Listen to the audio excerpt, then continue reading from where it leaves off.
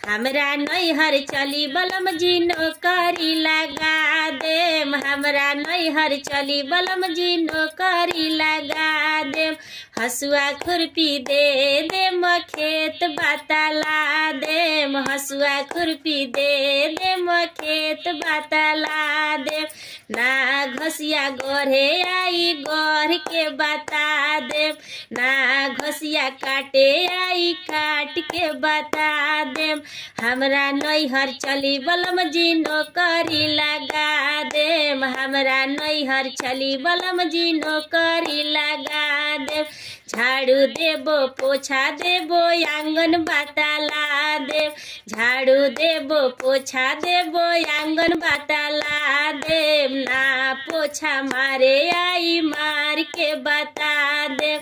ना पोछा मारे आई मार के बता देम। हमरा नैहर चली बलम जी नौकरी लगा देम। हमरा नैहर चली बलम जी नौकरी लगा देम।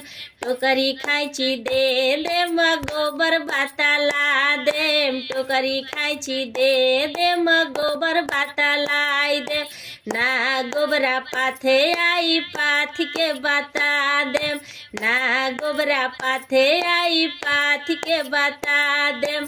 हमरा नैहर चली बलमुआ नौकरी लगा देम। हमरा नैहर चली बलमुआ नौकरी लगा देम।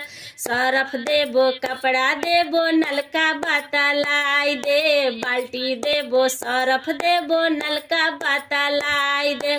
कपड़ा ना धोवे आई धो के बता देम। कपड़ा ना खींचे आई खींच के बता देम। हमरा नैहर चली बलम जी नौकरी लगा देम। हमरा नैहर चली बलम जी नौकरी लगा देम।